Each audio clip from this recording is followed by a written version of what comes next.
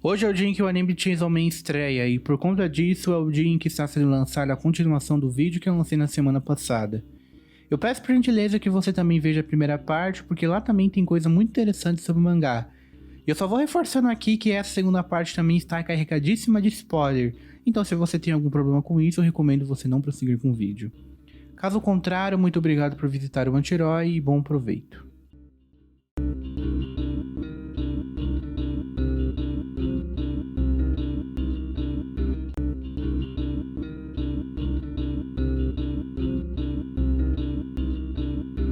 Fazendo uma ficha técnica do Denji, ele é um adolescente de 16 a 17 anos, sem educação formal, não muito inteligente, exceto quando tem alguma ideia brilhante no meio de uma batalha,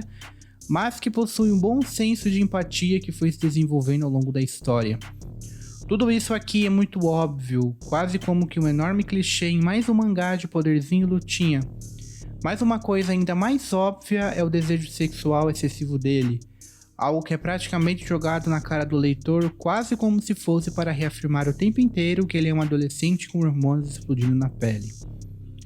É muito importante a gente sempre reforçar a faixa etária do Denji, a mesma do leitor médio do Shonen Jump, porque toda a abordagem sobre a sexualidade do mangá, assim como sobre indivíduos do sexo oposto, é construída baseada em um olhar adolescente. Ou seja, naquela típica ideia de que tudo na sua mente gira em torno de enfiar a rola em algum buraco molhado e que a única coisa interessante que pode existir nas pessoas é se elas são, entre aspas, comíveis ou não. A sede por sexo é uma característica constante na própria personalidade do Denji, mas em alguns momentos acabam surgindo alguns pontos de desilusão, ou em uma palavra mais precisa, frustração com o prazer sexual. Não no sentido de que o sexo e o afeto vão perdendo a graça ao longo do tempo, já que até agora o Denji nunca teve uma relação sexual de fato, mas ele mesmo percebeu que seus objetivos de vida são extremamente fúteis e imaturos e que é impossível resumir a vida apenas a transas e piadas de mau gosto. O primeiro momento em que acontece um desses pontos de desilusão é quando o Denji massageia os seios da Power e o enchimento cai sem querer da camisa dela, revelando que aquela curvatura dos seios debaixo do uniforme era uma coisa falsa, uma coisa artificial, uma ilusão, e obviamente não houve sentimento diferente que não fosse uma enorme frustração. Nesse ponto, uma coisa que eu acho genial em Chainsaw Man é que em todos esses momentos em que o Denji fica próximo de perder o cabaço, como nessa cena do banheiro com a Power ou naquele momento do quarto com a Himeno, qualquer tipo de expectativa é cortada por uma sucessão terrível de vergonhas alheias no capítulo seguinte. É como se o público sentisse a mesma frustração que o personagem sente com esses momentos, seja porque qualquer tipo de expectativa de relações sexuais não é de fato cumprida, seja porque as mínimas demonstrações de afinidade sexual, como o Denji tocando os seios da Makimi, por exemplo, não passassem de algo que qualquer ente de quinta categoria possui. Resumindo, o mangá escancara que qualquer jovem adolescente é uma versão maior ou menor intensa do Denji. Basicamente, o campo da sexualidade é aqui algo que demora para agir de forma concreta, algo que só se manifesta em desejos e fantasias mentais e que só se desenvolve com as descobertas e aprendizados que o personagem vai tendo ao longo da história. Uma dessas primeiras descobertas, e possivelmente a mais importante, é quando a Makima diz ao Denji que o sexo, o amor e o afeto só fazem sentido quando você conhece a outra pessoa, quando o outro é um ente querido para você, alguém que você goste, e não apenas um objeto sexual para alimentar suas vontades. A partir deste momento, o foco principal do Denji neste campo amoroso/sexual é o maior aprofundamento nas relações com as mulheres. E é assim que ele acaba entrando no arco da Rise, uma das poucas personagens femininas do mangá que ele realmente se apaixona e não apenas sente uma atração sexual vazia e desprovida de sentimento. Um dos principais méritos da relação do Denji com a Rise foi ser o primeiro relacionamento do protagonista que não seja marcado por ações ou pensamentos repentinos, onde qualquer movimento parece que dará origem a uma cena de hentai. É a primeira vez onde o Denji não apenas repensa suas ações e emoções, mas também se preocupa em assumir comportamentos mais afetivos. A questão, porém, é que o ápice disso tudo é justamente quando o Denji conhece e se apaixona pela Rise, já que entre este momento e o final do arco, A gente acompanha toda essa afeição, todo esse lado emotivo do personagem se apagando quando as reais intenções da Rizzy vão se revelando. Por fim, no meio da batalha contra ela, ele finalmente chega à conclusão de que toda mulher que eu conheço quer me matar. Outra frustração igual quando ele sente que, entre aspas, pegarem os peitinhos não é a melhor coisa do mundo quando não existe sentimentos sólidos na relação. A única diferença é que ao invés do desejo sexual, são os seus próprios sentimentos de adolescente ingênuo e sem experiência de vida que são traídos e destruídos, usado e enganado por essas figuras femininas manipuladoras que se aproveitam de sua imaturidade juvenil.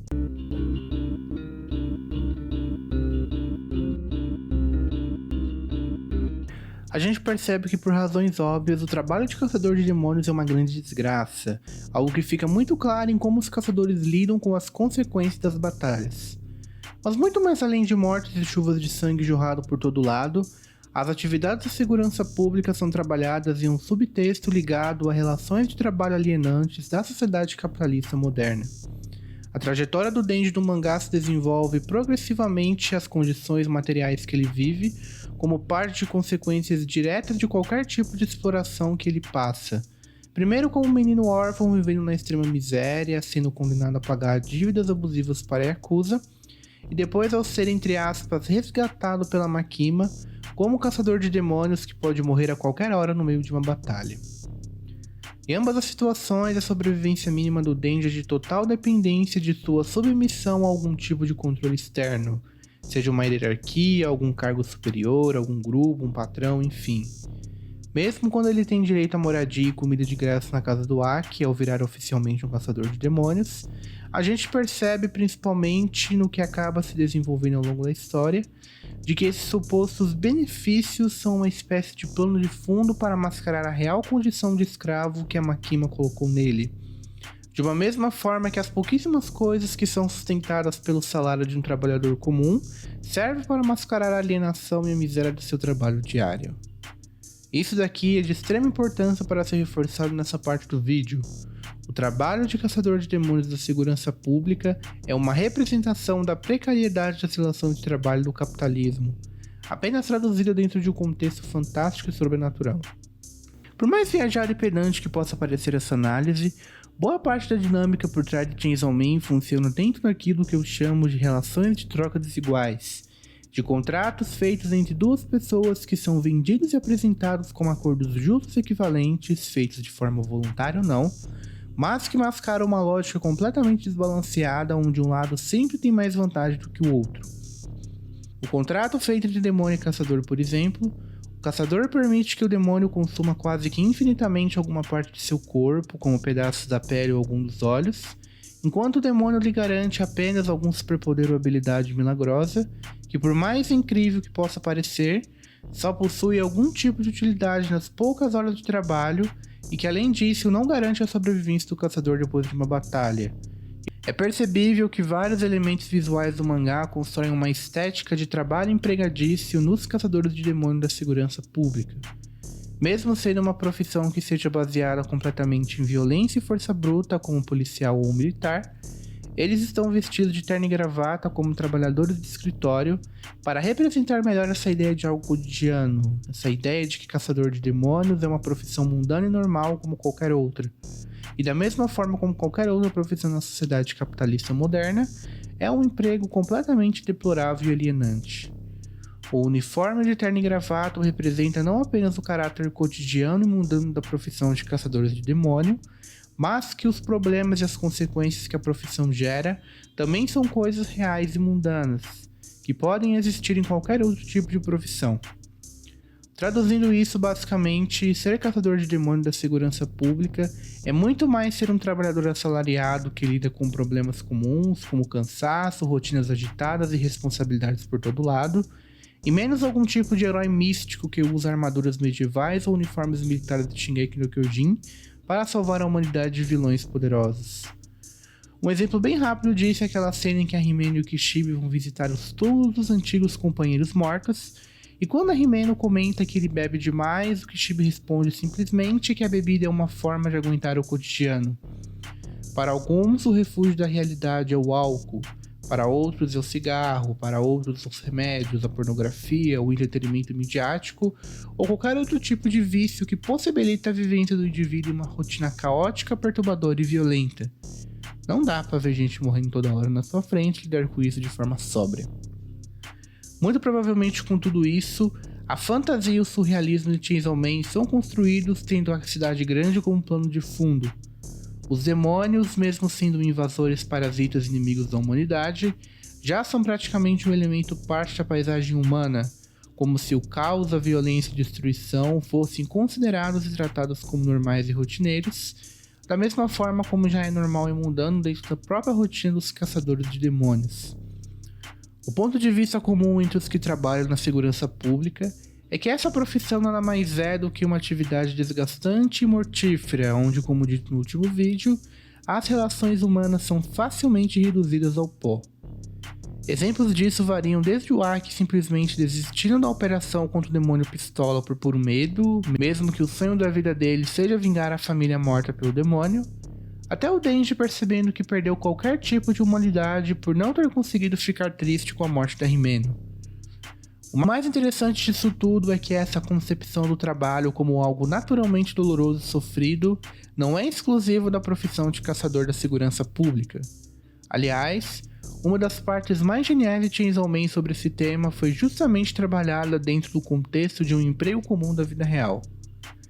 Em uma cena perto do final da primeira parte do mangá, o demônio Serra salva a Kobeni daquele trabalho ridículo e humilhante da lanchonete, onde ela era obrigada a fazer aquela dancinha estúpida na frente dos clientes, como se estivesse dentro de um comercial de TV. O mais brilhante dessa cena é a representação clara de uma característica típica e extremamente peculiar do capitalismo tardio, a tentativa de representar artificialmente um ambiente de trabalho como uma espécie de laço afetivo, tratando os funcionários como família e os obrigando a fazer qualquer tipo de coisa humilhante como musiquinha e dancinha do TikTok para, entre aspas, vestir a camisa da empresa. A decadência que o emprego da Kobeni se submete na lanchonete é misturada com o horror e a violência gráfica do mangá, como se tudo fosse parte de uma cena mórbida e macabra de filme de terror, como se a humilhação que o trabalhador moderno passa, principalmente os jovens que trabalham na área de vendas, comércio e varejo, não fosse muito diferente de algum tipo de horror satânico e violento. Mesmo com cabeças decepadas e corpos mortos estirados pelo chão, aquele bando de otário ainda insiste em vestir a camisa da empresa, em transformar o próprio ganha-pão em uma performance teatral ridícula e alienante. Ser caçador de demônios é uma profissão perigosa, mas ser um trabalhador comum é literalmente agir como palhaço. Da mesma forma que o indivíduo é submetido a contratos desiguais, ele também se submete a uma força superior maior do que ele. Um medo, um sentimento negativo, um inimigo ou um demônio mais forte, uma posição hierárquica acima da dele. Os humanos de Chainsaw Man têm uma relação com os demônios muito parecida com o relacionamento entre eles e os titãs de Shingeki no Kyojin. Essa lógica de predador maior e mais forte que persegue um ser vivo mais fraco, aparentemente por esporte, e uma presa que desenvolve um sistema político, social e militar complexo para se defender. É interessante porque a Makima, que mostrou ser a principal antagonista do mangá, é literalmente o demônio controle, essa figura manipuladora que se aproveita do ponto fraco de qualquer pessoa para ter o que deseja. A Makima é um exemplo bem distinto de arquétipo de antagonista manipulador, em comparação com algumas representações desse tipo de personagem na cultura pop, porque ela trabalha com a manipulação e o instinto de liderança, muito mais com habilidades ocultas e sobrenaturais, algo mais próximo de feitiços e superpoderes, e menos simplesmente de algum tipo de habilidade social ou personalidade extrovertida de serial killer sociopata de série da Netflix. Ela é uma criatura tão poderosa que conseguiu ocupar uma posição de praticamente onipresença na vida do Denji. Ela é o interesse amoroso sexual principal do protagonista, uma mulher jovem e bonita com um corpo relativamente dentro do padrão, mas ao mesmo tempo uma figura de mestre e de professora, que o ensina tanto sobre coisas íntimas como relacionamentos, quanto sobre a própria vida de caçador de demônios. E também, por mais bizarro e absurdo que isso possa parecer, uma espécie de figura materna, alguém que aparentemente protege o Denji dos perigos que o cerca e que o transforma em um cachorrinho doméstico. A Makima escondeu o seu lado mais perverso e manipulador até os capítulos 81 e 82, onde ela mata friamente a Power na frente do Denji e revela toda a cruel verdade por trás da boa parte das coisas que aconteceram até então.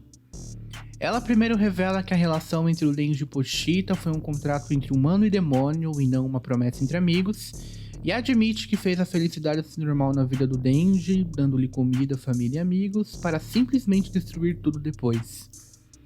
Ela continua justificando isso, afirmando que o Denji deve se redimir de seus pecados, revelando o conteúdo por trás da porta que tanto aterroriza a mente dele.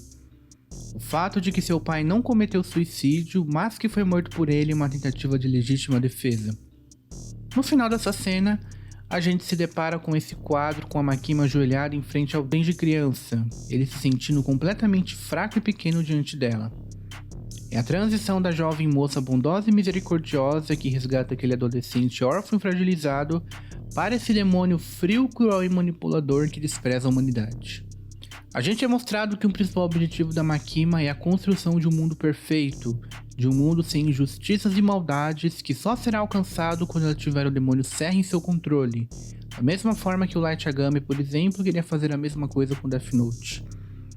Mesmo que uma das representações do seu poder que ficou mais conhecida é aquele quadro onde canaliza o poder dos agentes com uma corrente conectada ao corpo, existem quase infinitas formas da Makima possuir mente e corpo das pessoas, que vão desde perda de memória e multidões virando praticamente zumbis, até transformando inimigos antigos como a Rize e a Quan Chi em subordinadas dela. De qualquer forma, foi apenas com Denji que tudo ficou escancarado para o público, já que a gente vê a forma humilhante que ele aceitava ser chamado de cachorrinho da Makima, enquanto ela era colocada sob um pedestal. O final da primeira parte do mangá, isso daqui já é uma crítica totalmente pessoal, foi muito boa. A Makima foi uma antagonista muito bem construída, ela não é simplesmente uma espécie de Light Yagami de saia. Foi incrível como a personalidade manipuladora e fria da personagem é desenvolvida mais como uma habilidade sobrenatural, aproximando a personagem ainda mais da temática central do mangá, e menos como uma mera cópia de heróizinho psicopata que o otaku gosta de mamar. A única coisa que eu achei lamentável é que a morte da Makima foi uma coisa extremamente estúpida para o tipo de personagem que ela representa.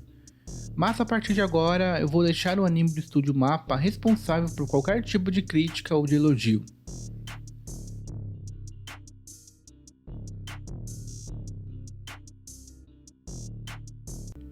Muito obrigado por terem chegado até aqui, essa foi a segunda parte do vídeo sobre o mangá de Chainsaw Man.